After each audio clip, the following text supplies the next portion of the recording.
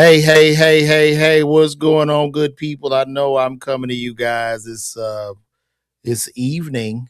Good evening to everybody. First of all, let me say that it's 7:24 p.m. Eastern time. And we got to get down to what's going on with this whole Iran conflict. Like, what is the purpose of this?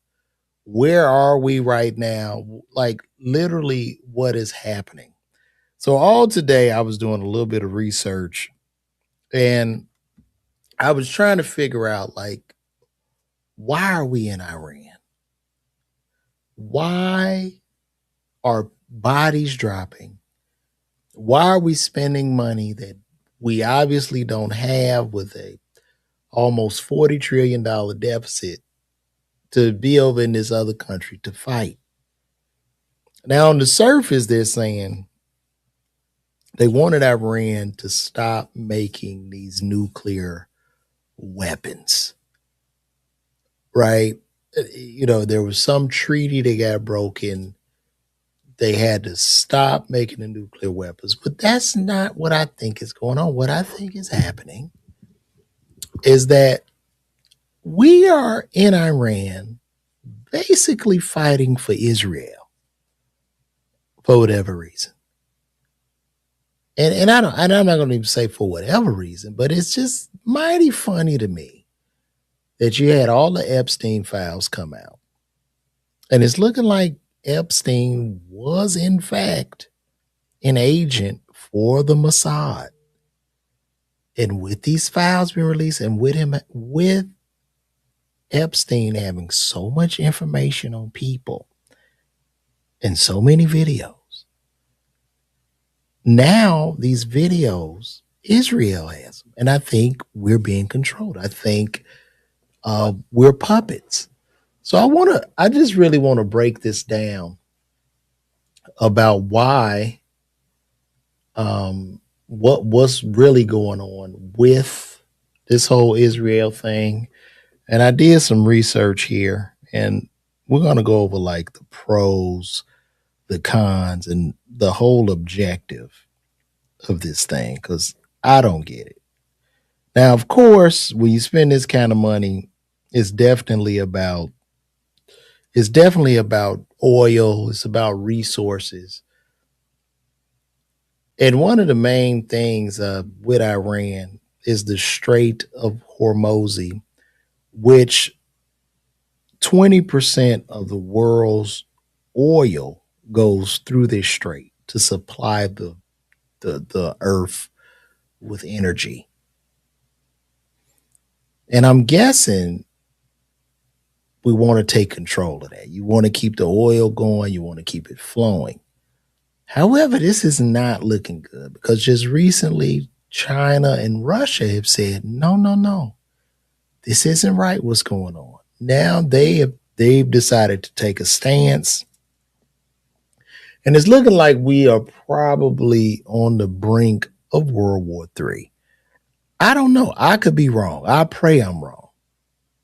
I pray I'm wrong. But this is this is where we're at right now. Um, and it's weird. And there will be no win if we go out, if there's a nuclear war. We will all be wiped off the face of the earth. So this whole thing to me seems to be somewhat silly. I don't know. Russia and China sitting aside, they're not saying anything, but now they just said something. So I don't know. I looked up some stuff here, and we're gonna go over.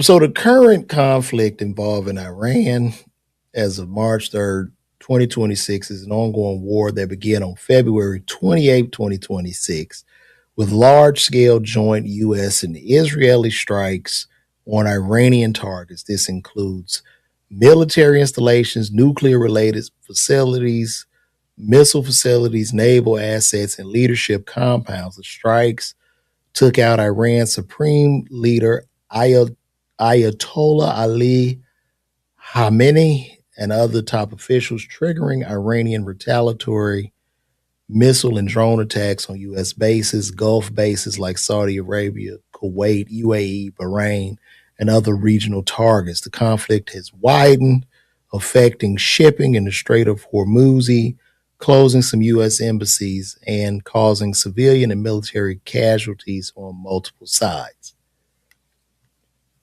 Now, the objectives of the conflict of this thing is primarily from the United States and the Israeli perspective. These are the stated goals of this attack. They want to prevent Iran from acquiring or developing nuclear weapons, destroying remaining nuclear capabilities and infrastructure, eliminating Iran's ballistic missile threats and navy to secure regional shipping lanes. So they blew up all of Iran's ships, degrading Iran's support for proxy groups like Hezbollah, Houthis, and others, and its overall military power, advancing broader U.S. national interests, including regime change, or forcing a major shift in Iran's government. Trump has referenced this, though some officials emphasize it's not full nation building. The aim appears to be decapitating leadership and creating conditions for a less hostile regime for a New Deal.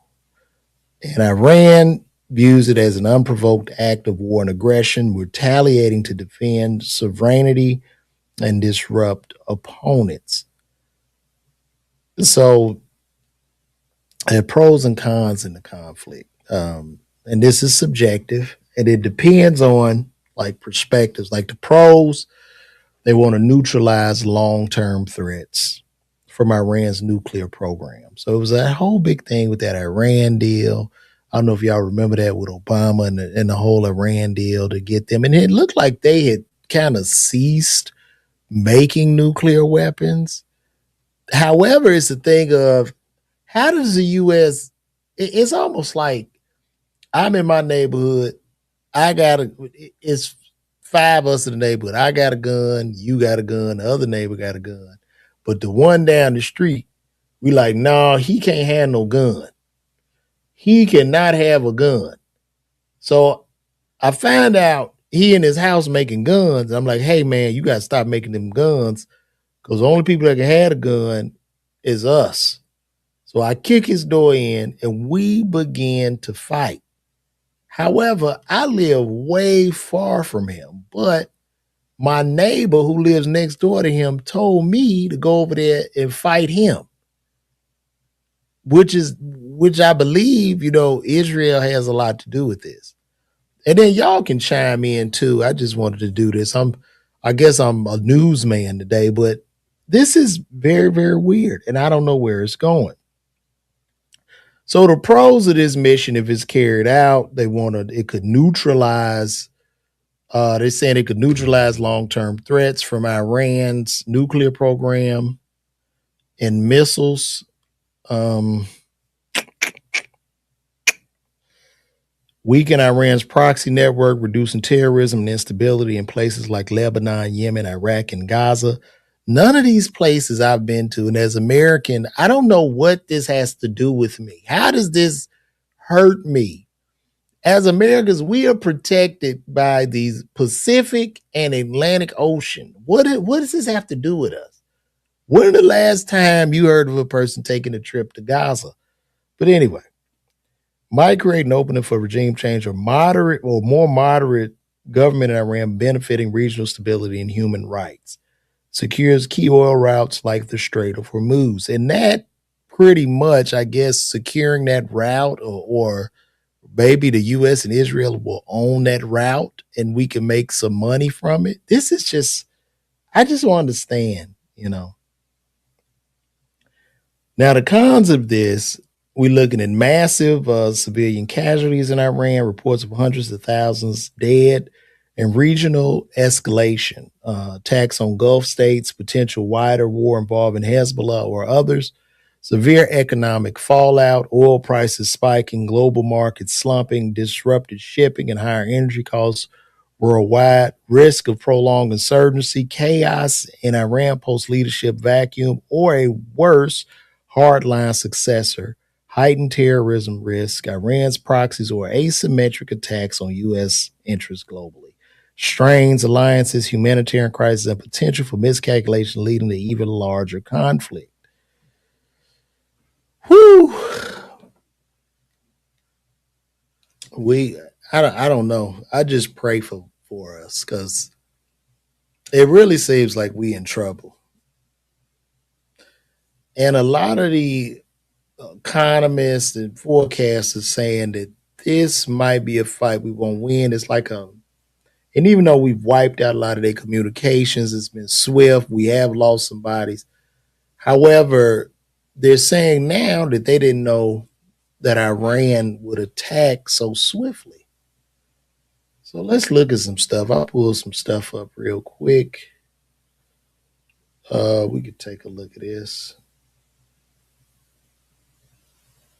Let me take a look at this here.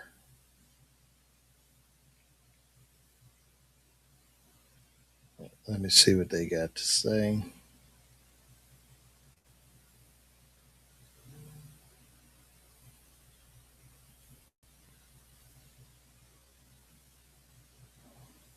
They are lying to us and to the American people. That is what is happening here. There is no intelligence. I want to be really clear. There's no intelligence that shows an imminent threat to Americans or the American people from Iran. Now, Iran is a rogue terrorist regime. That is true. But there has to be an imminent threat to us for the president to unilaterally conduct military action without congressional debate and without congressional authorization. And the reason why congressional involvement is important here is because that is the accountability mechanism. That's the accountability mechanism to make sure that we don't have a president that will get us into a quagmire without the consent of the American people, because it's the American people that have to do the fighting and the dying and the financing of it. And they're just bypassing this whole process, and they're lying to us about it, right? The analysis doesn't begin and end with, is Iran bad, right? Iran is bad. The regime is bad. There's no doubt about it. But the Taliban was also bad. ISIS is also bad. Saddam Hussein was also bad. And we screwed up those conflicts in a pretty big way. So this has to be course corrected, and it has to be corrected immediately. Yeah, this is not, I really don't know where we're going with this. I would have to agree with this man on CNN. What is happening? What is happening? It's a total breakdown. We're just going in, shooting the guns, taking people out. I really don't get it. I don't get it. And I have some more that I want to look at too. Now, this is Rubio. That's why we needed to get involved. I guess they're kind of lying or something about why we're even over there. Yesterday, you told us that Israel was going to strike Iran, and that's why we needed to get involved. Today, the president said that Iran was going to get. Yeah, your statement is false. So that's not what I was asked very specifically. Were you there yesterday? Yes, I asked a question. No, were you the one that? Because somebody asked me a question yesterday. Did we go in because of Israel? And I said, you were asking me that. You from that follow up, and I said no. I told you this had to happen anyway. The president made a decision, and the decision he made was that Iran was not going to be allowed to hide behind its ballistic missile program. That Iran was not going to be allowed to hide behind its ability to conduct these attacks. That decision had been made. The president systematically made a decision to systematically destroy this terroristic capability that they had, and we carried that out. I was very clear in that answer. This was a question of timing, of why this had to happen as a joint operation, not the question of the intent. Once the president made a decision that negotiations were not going to work, that they were playing us on the negotiations, and that this was a threat that was untenable, the decision was made to strike them. That's what I said yesterday, and you guys need to play it. And if you're going to play these statements, you need to play the whole statement, not clip it to reach a narrative that you want to do, all right? It's like they all like, I don't even know, what did Iran do?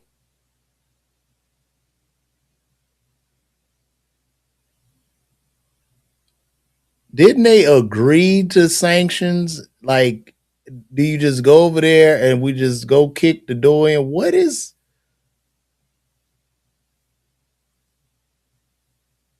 Let's see what Tucker Carlson has to say. I think Tucker Carlson, he's says to be a trusted source. Let's see what he has to say, y'all.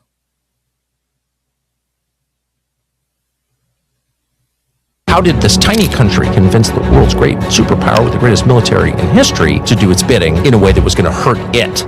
The most obvious answer is because Bibi told the president of the United States, you can join me or not, but I'm going. And at that point, you really only have two choices: get on board or tell Israel no. And if they did it, that would not protect us, because there are hundreds of thousands of Americans in the Middle East, and they're also the world's most important energy infrastructure. Now, of course, there's a third theoretical option. You say no, and if you do it, we're going to cut off aid. But that was not even on the table. The last president to do that was John F. Kennedy in 1962, when he got in a dispute with the founding prime minister of Israel, David Ben-Gurion, over Israel's nuclear program at Dimona. And President Kennedy said, no, can't keep testing, and I'm demanding inspections. And of course, he was not able to make good on those promises because he was killed. The truth is, and this is hard to say as a proud American, but the United States didn't make the decision here. Benjamin Netanyahu did.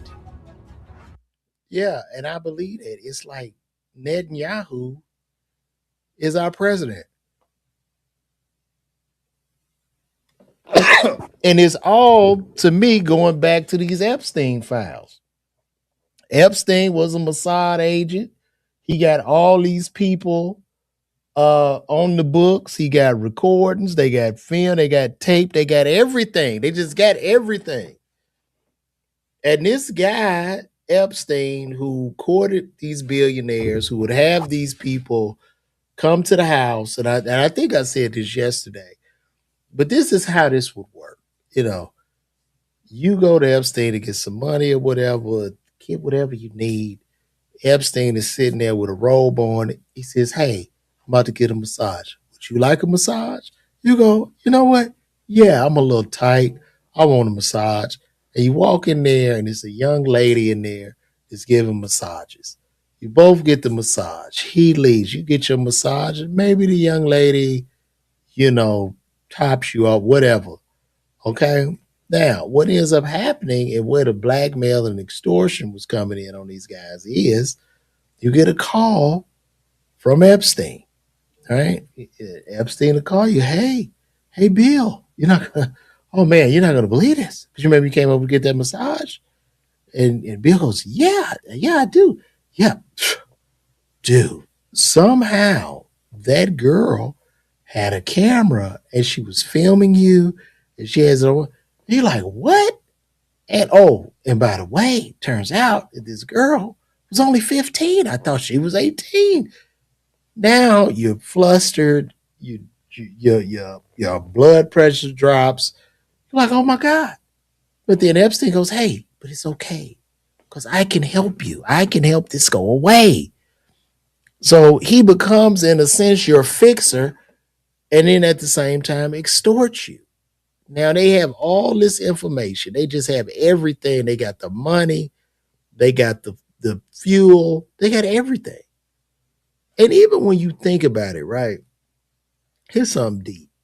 You know they removed that $7,500 EV credit. We also know that Elon stopped making the Model S, which is what I have, and the Model X, because they took away the credit. Now, why did they take away that credit? Why are we trying to push back the hands of time for us to still be driving gas cars? Because if you drive an EV, you just know that EVs are far more efficient and they're just better. The newer EV, I got an old model Tesla, but these newer EVs are great. They're terrific cars. You don't have to go get an oil change. You don't have to go get gas and fuel. Right? Now, if Israel controls the fuel, he got on the phone call. Hey, you need to get rid of this EV credit. What is this? Why is America going to EVs? We need somebody to sell this oil and gas to. So you cut that. You remove the incentives for EVs. And it doesn't matter, because more and more people are going to drive EVs. They're just a smarter car. They're just smarter.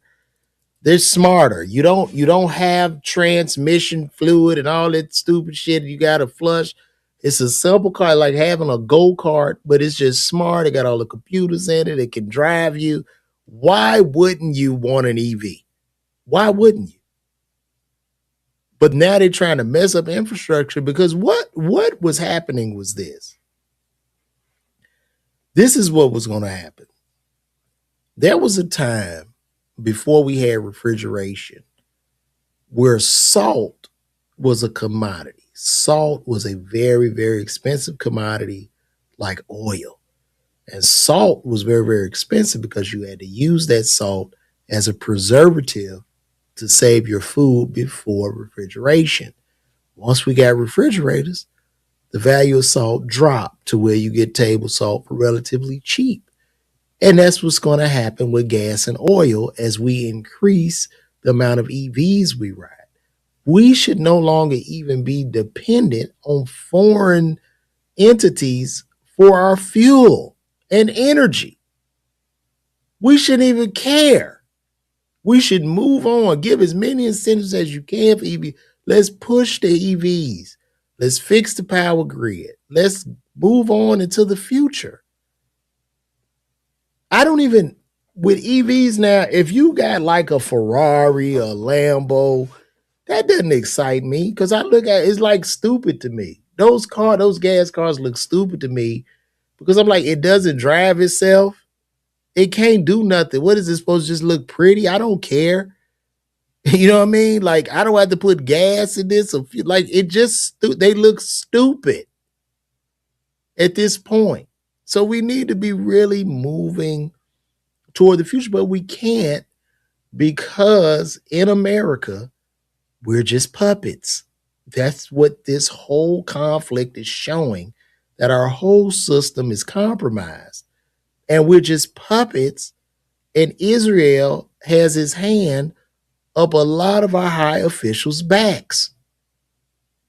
Now, if you have some information and you disagree, and this is just me talking, I could be totally off base, but if you disagree, let me know. Chime in. Educate me on what's going on. Because I don't understand. We were doing good, economy, not doing the best. But now you're trying to, I don't know, hit a reset button or something. It's very, very strange. And also, too, the scary part is that China has just said no. China and Russia have joined in, and they like, no, we're not playing this shit. Like, that China and Russia are like, no. Y'all cannot keep doing this. And let me find that. Let me see.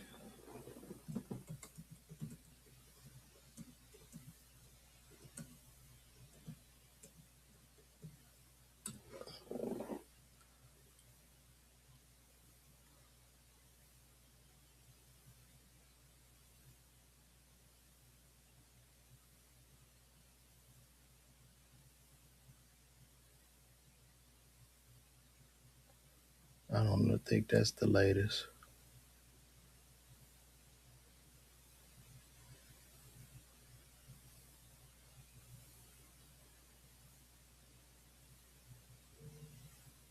Maybe there was misinformation.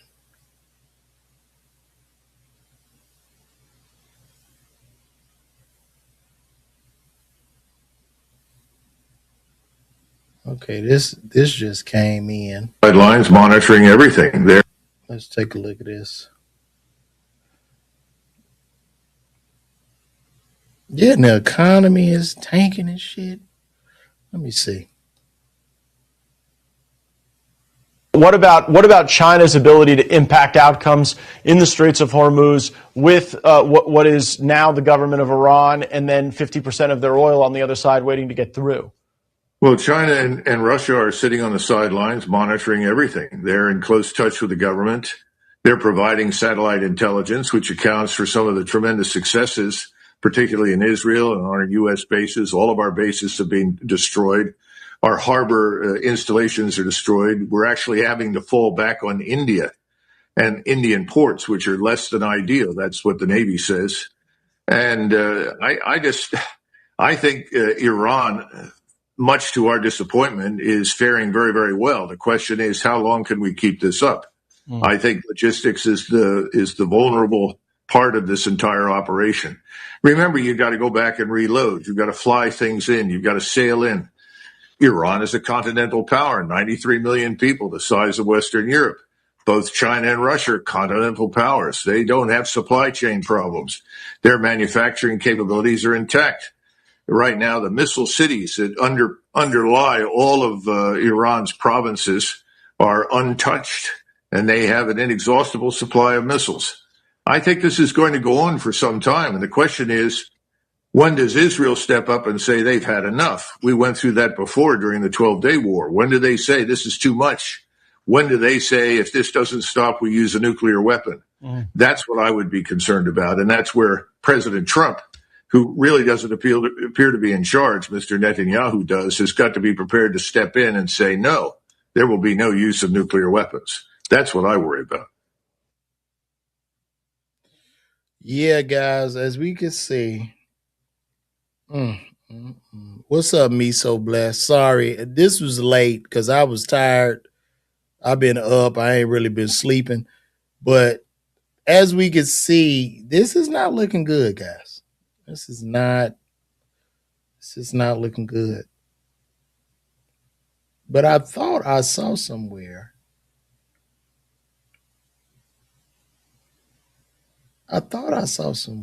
Where Russia and China were trying to get involved.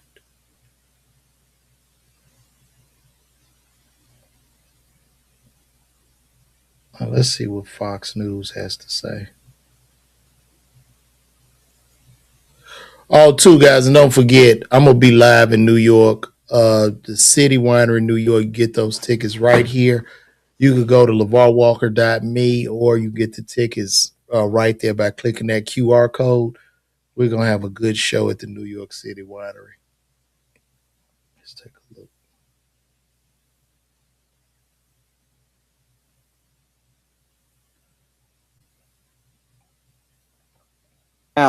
They constantly interrupt the free flow of oil through the Strait.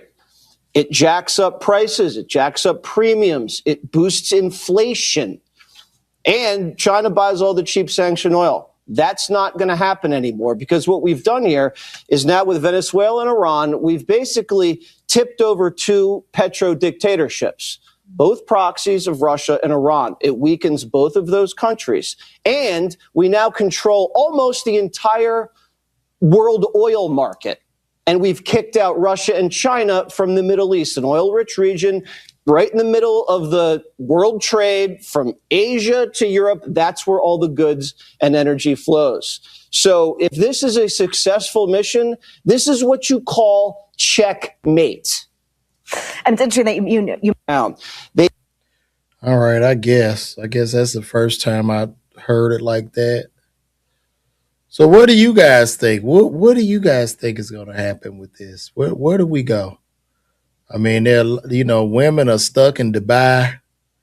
They over there, they done got their money and slept with the animals or got shitted on or whatever they do over there. But now they're stuck. We got Jennifer Davis. Shout out Jennifer Davis. Jennifer, what are your gas prices out there in D.C. right now? Could you let us know, please? Because I think in the U.S. right now, we're on some imperialism like we have never seen before.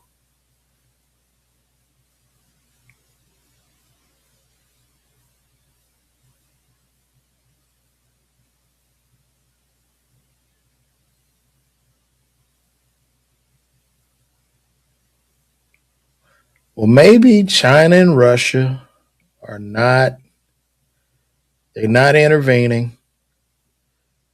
So we'll end up toppling Iran.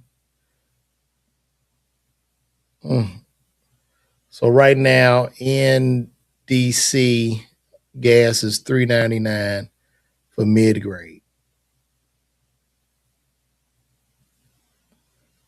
$4.09 for premium.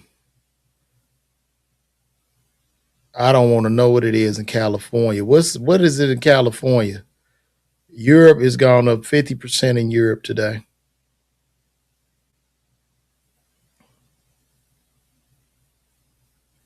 China has robbed its people to prop its government for years now, and they should worry more about that. Ghost cities with millions of unfinished homes. Russia has Ukraine to worry about. I agree. I agree, guys. I really agree. But we got to get to the bottom of this. This is really, it's really, really sad.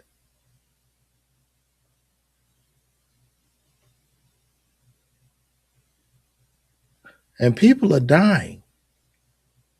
That's the worst part. People, they're sending just regular citizens and Americans over there to die. So, I don't know, y'all.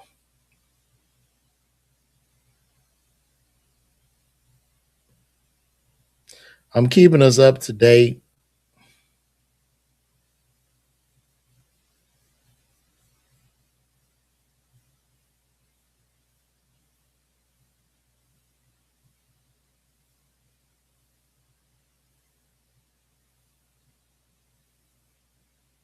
What do we know? Well, Jessica. Let me take a look here.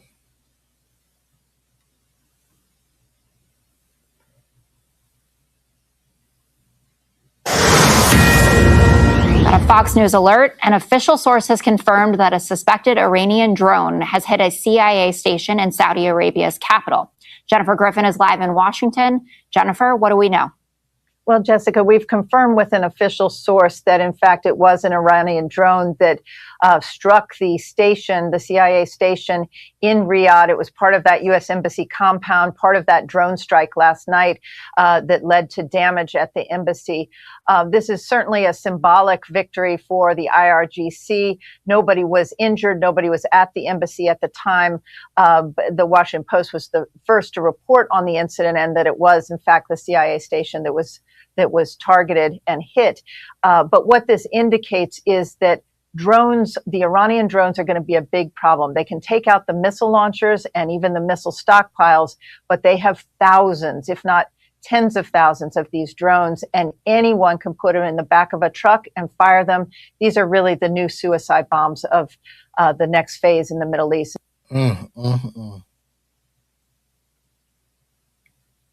So they flying the drones around. I don't know, y'all. I really don't know.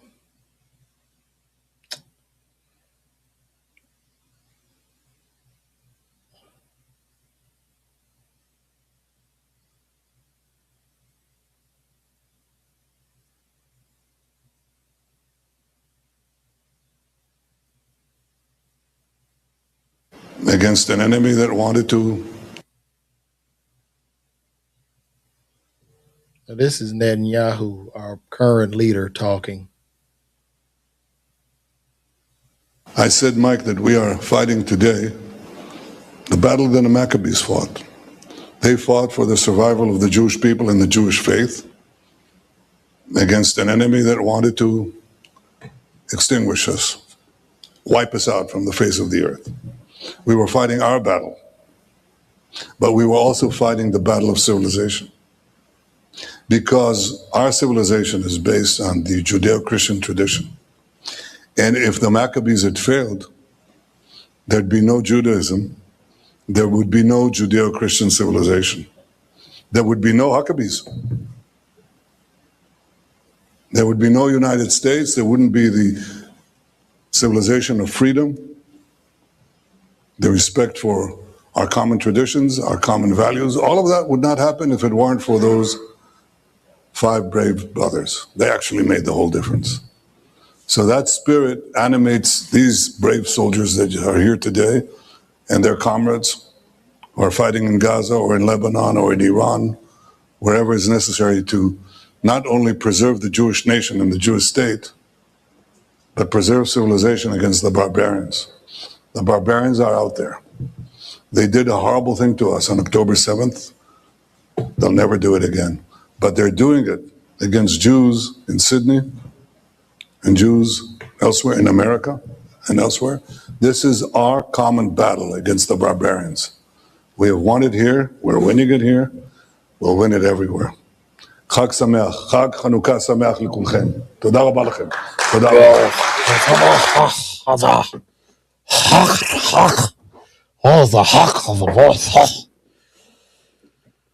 Well, guys, I don't know. Y'all. What we gonna do, y'all? We got to figure this out as a community. I need the chat to chime in.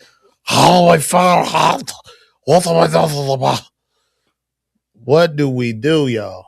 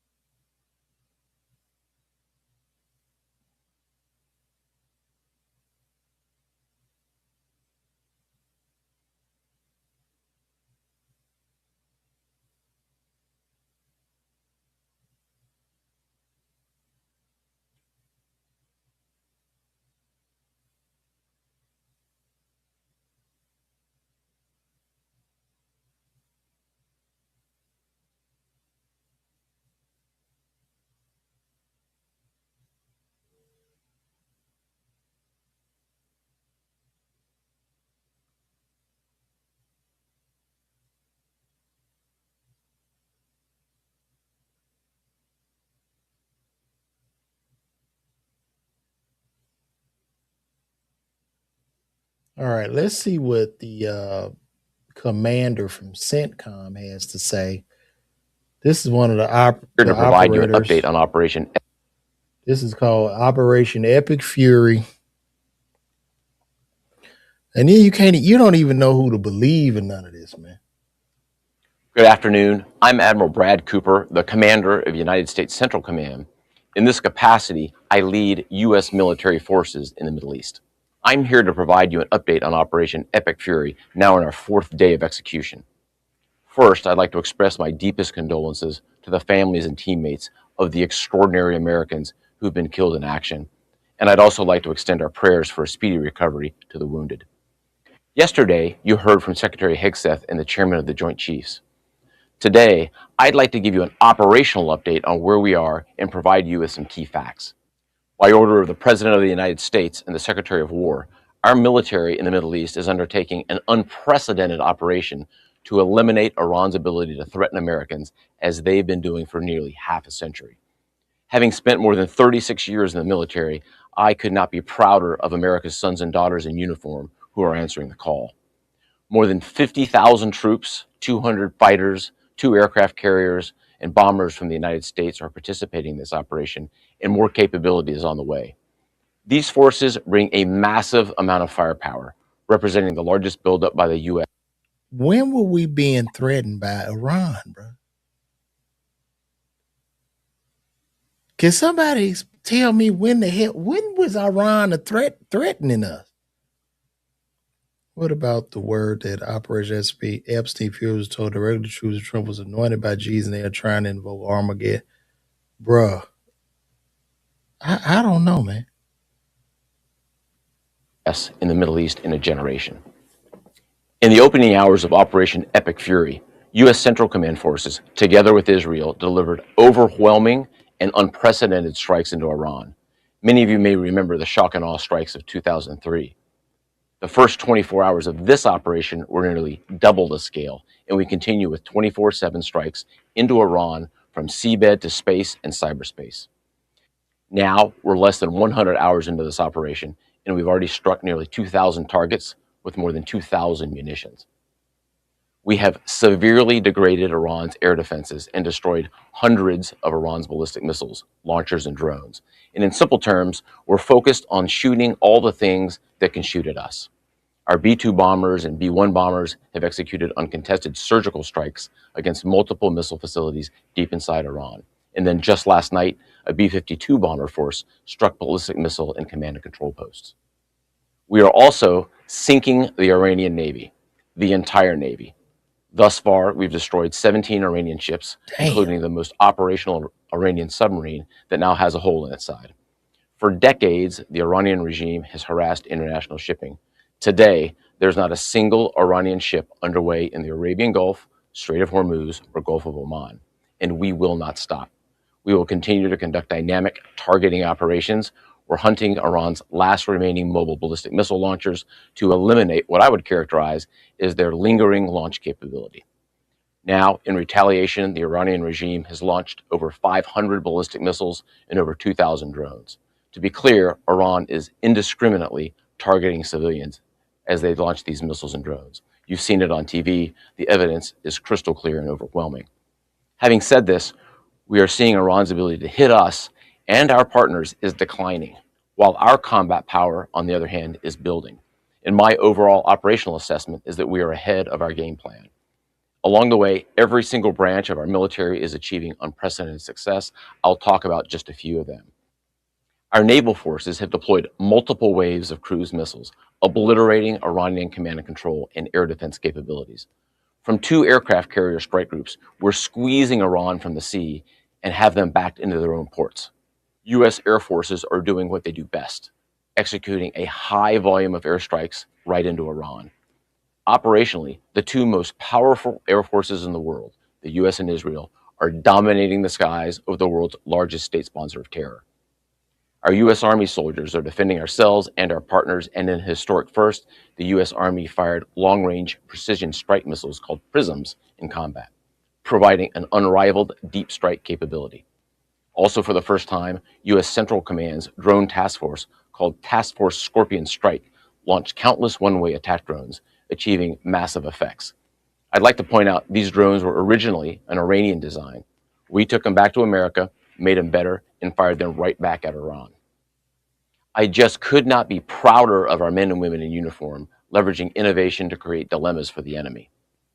There is no adversary too determined, no mission too difficult for the great soldiers, sailors, airmen, Marines, Guardians, and Coast Guardsmen that make up the most powerful military the world has ever seen.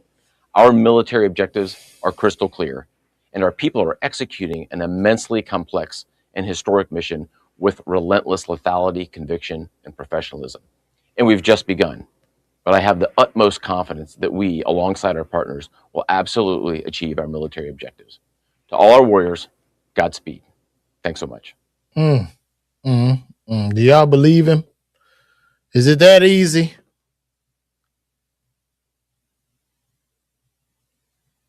It ain't no way. Hold on.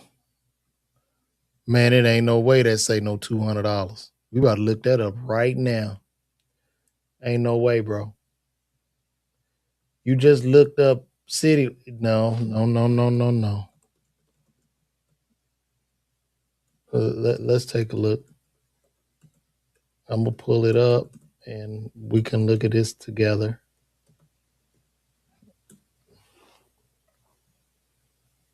Let me show y'all something. Now you see here, you probably looked at this one. City Winery. No, that's it. City Winery, LeVar Walker. You buy the tickets right here, bro. Let me see. Yeah, it's a $30 ticket and a $42 ticket, man. You see that? They right there.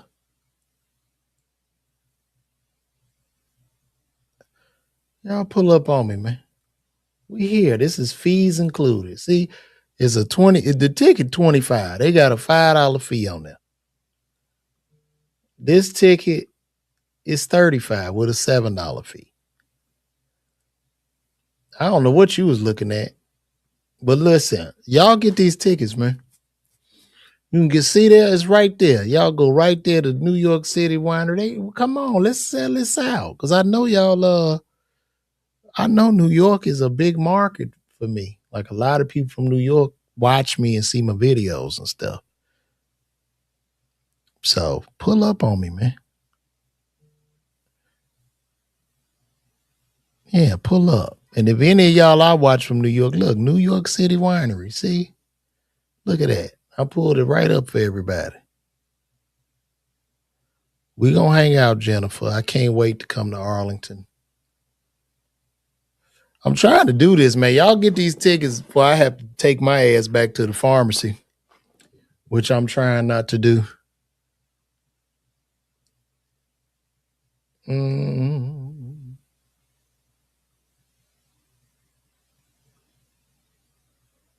Let me see.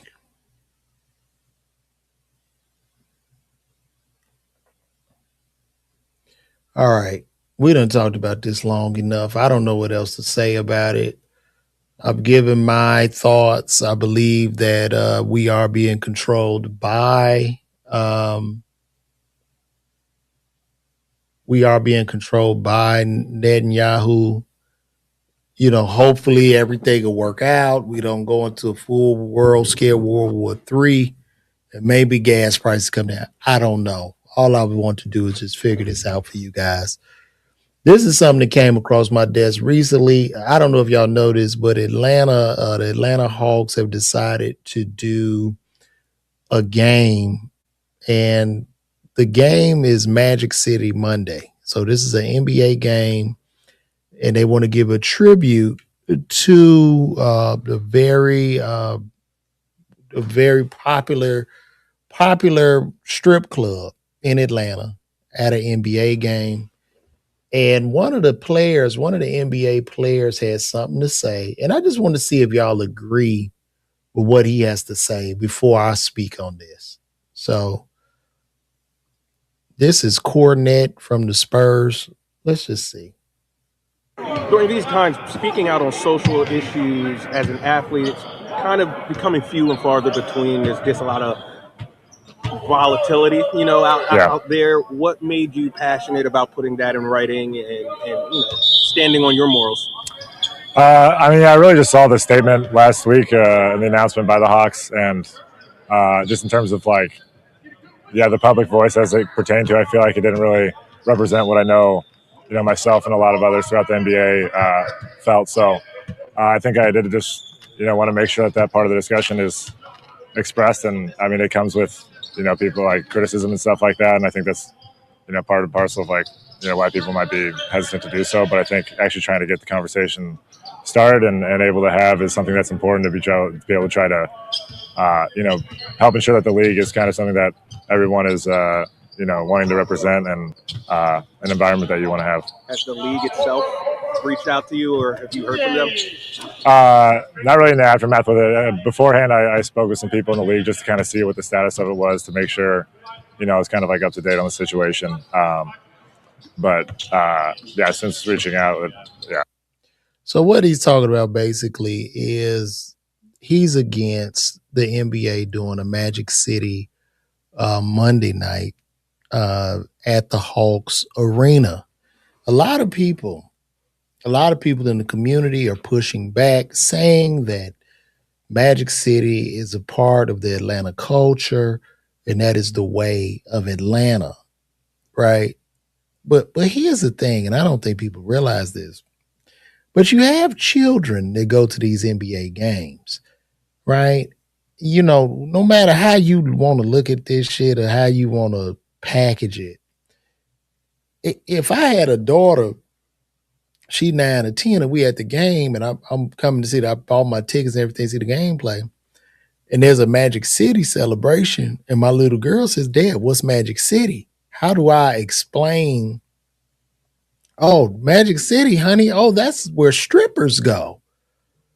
That's where women without fathers go, and they work and they lay on their backs and sell ass and they exploit themselves. Isn't this a terrific celebration? What I'm so shocked about is that people don't see any slight perversion in this. And why aren't black people in a rage about that? And this ain't even no knock to Magic City, because at the end of the day, there's more than Magic City in Atlanta. You got Cheetah, which is a white club. You got the Pink Pony or whatever.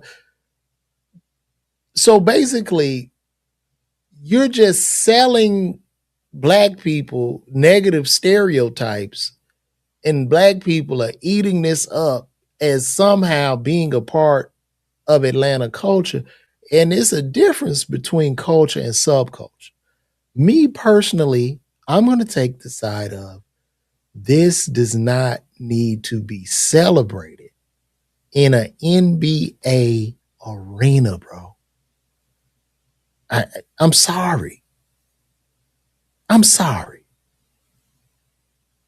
You're celebrating sex workers.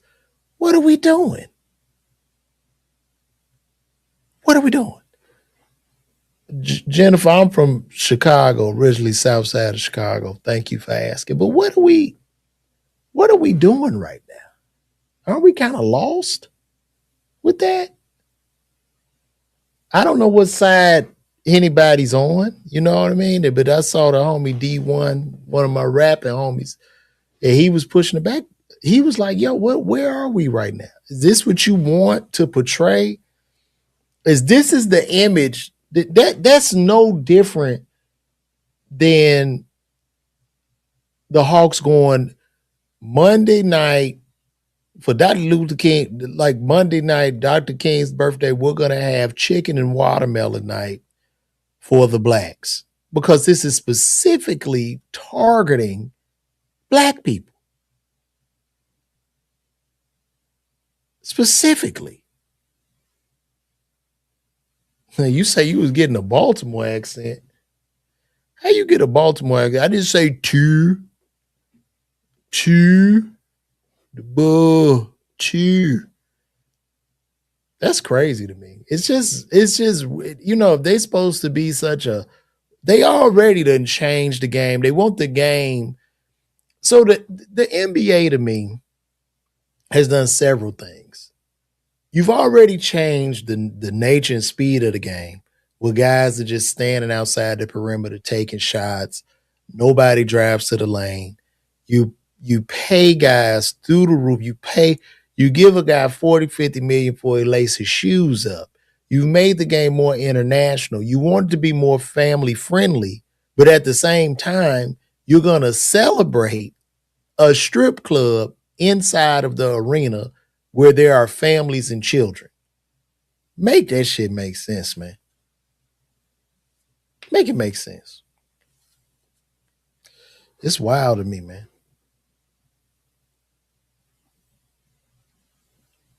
That's wild.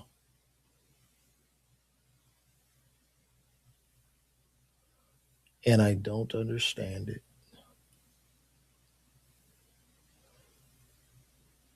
And you know what? I want to get back on this Iran conflict, but we don't even know who to believe in this. That's the crazy part. I don't know who to believe. And it was launched with. Now this is I don't know her name, but this is another politician talking about this.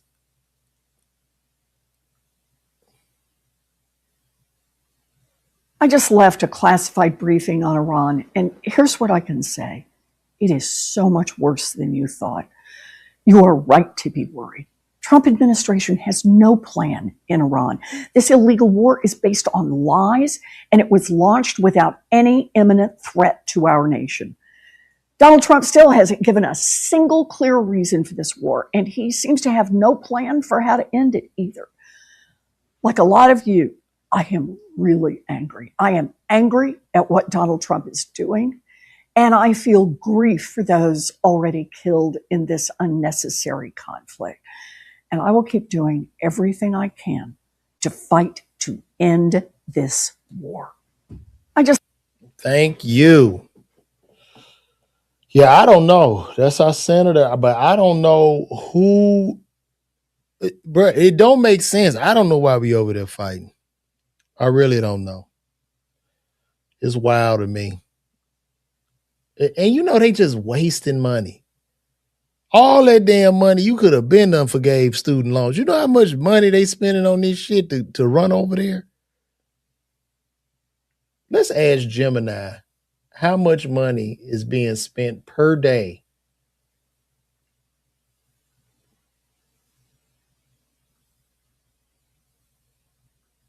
Let's ask Gemini.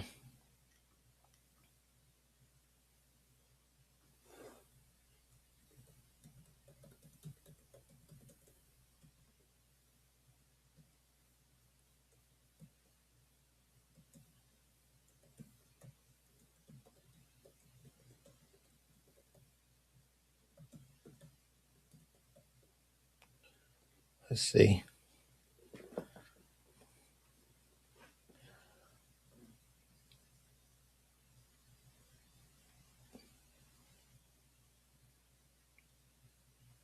Look at this.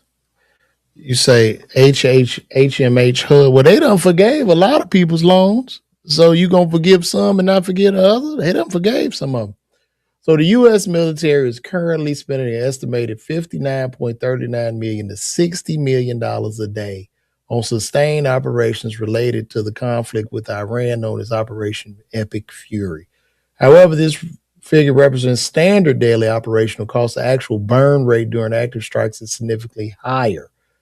U.S. spent in the first 24 hours, they spent an estimated $779 million during the opening day of the offensive. The peak was driven by the massive use of munitions, including roughly 200 Tomahawk missiles, totaling $340 million in high-maintenance sorties from B-2 stealth bombers and F-35 fighters. Oh, my gosh. So that means you need to buy stock in Northrop Grumman. Buy you some stock in Northrop. Northrop Grumman stock must be through the roof right now because they make all this shit. Let's see that stock price. Northrop Grumman stock. They down just $8. Did we see a spike?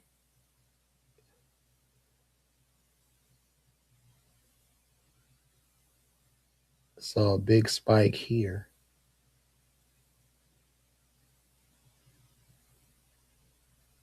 Oh yeah, it did. That thing did jump up. See year to date. Look at that. $768.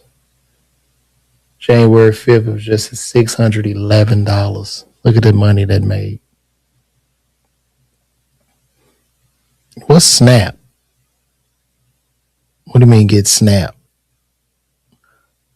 Get Snap. What's Snap? Tell me what Snap is. I do have hope in our generation and others coming into power in the boom start. We still have the squad, Gavin Newsom, but we have to have November later. We lose it all. Not hyperbole.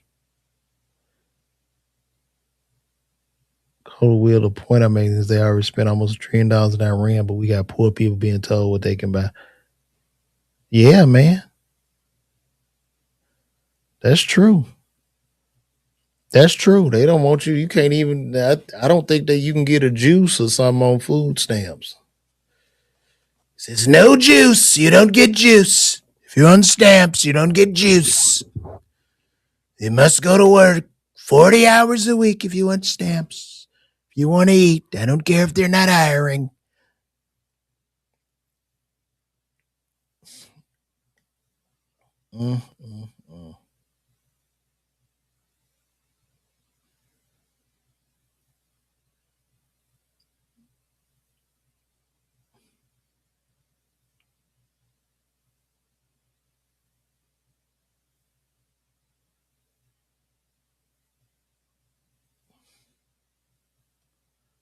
Oh, man, look at this. You guys put in the work. Matthew Knowles got mad because they asked about Tina Knowles as Beyonce was concerned. Let's see. Flowers. I've said the same thing to Tina Knowles. You guys put in the work, and obviously the talent was there with your kids and your grandkids. What work did she put in? In the hair. Okay, clothing, you're absolutely right. And the styling. The styling. The imaging, you're right. She claimed to have preyed on the name and different aspects of that. Sure. So, yeah. It's a joint effort. We'll stop now.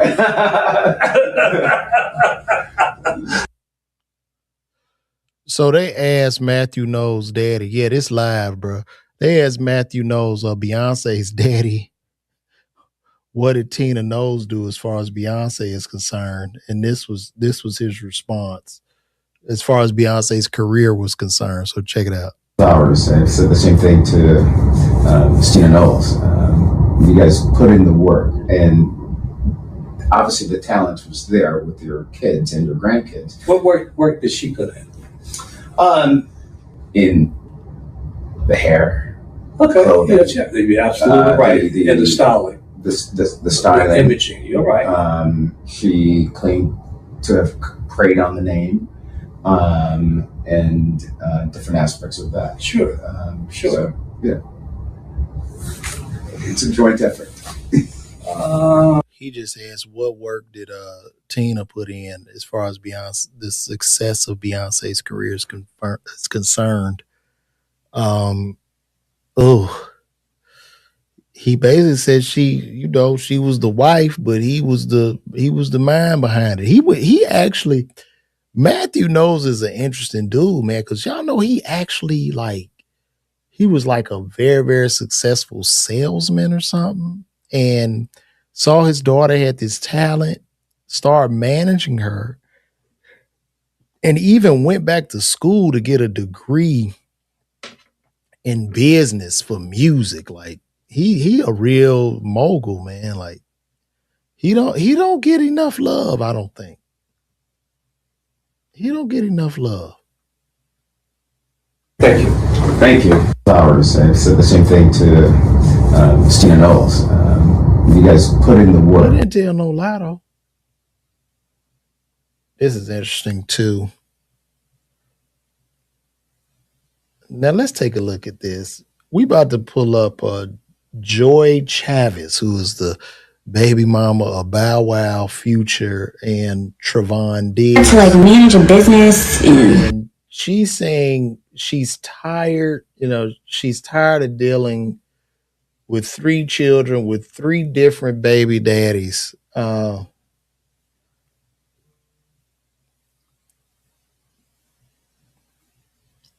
She says she's tired. Tired, y'all. It's like having 2 kids is one thing. Having 3 is like having 10. The babies is where they at. I need a break. Shy is with her dad. Hendrix is Mom. So hard to manage a business and make sure I'm overseeing that Instagram. Someone says stop having them if you're tired. Good one. Shut up. People be tired without kids. What are you talking about? Oh, poor girl. Such an attractive young lady. I don't damn, you got 3 different baby daddies. That's like she got a little kennel over there. Just imagine you got siblings and you sitting over there. Is all y'all sitting over there waiting to get picked up. All y'all got a different daddy. And y'all getting picked up like little puppies. You know how when people go get a puppy out of a litter? That's what's happening. And then they get mad because one daddy got them something, the other daddy didn't get them nothing, and then one daddy spending more time and the other daddy not spending time. Man, damn.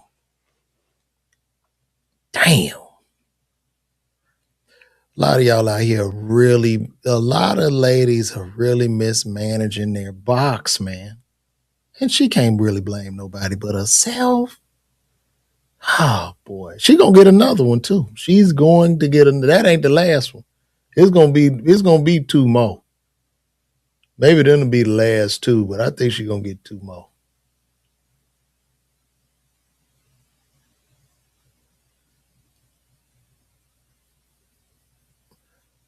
Well, guys, I think I'm going to wrap this up. Look, get them tickets, though, man. Let's go. Let's go. New York City. I'm coming. New York City Winery. I'm going to be in the Loft. It's a beautiful establishment, beautiful place. I got a $35 preferred ticket, a VIP ticket for $35, and I got a $25 general admission. Come on, man. Come out. I'm going to give you a good show, too. We going to laugh. You're going to laugh when you come. So pull up on your boy, man. Listen, I love y'all, man. I appreciate y'all tuning in. I appreciate y'all rocking with me. If this is your first time seeing me, please go subscribe to my YouTube page at LeVar Walker TV, and shout out to everybody over on the YouTube page at LeVar Walker TV. I really appreciate y'all's support from the bottom of my heart, man. So thank you guys. I'm going to check out. And then too, y'all go check out some of my stand-up. I got a lot of stand-up on YouTube. Y'all can see what I really, really do. You know what I'm saying? So I appreciate y'all. Love y'all. Thank you, Frank Frasina. I keep using my voice, keep talking, and I'll be up tomorrow morning. I'm going to try to hit this at about 9 o'clock. We're going to get it in. So thank you guys. Good night and God bless.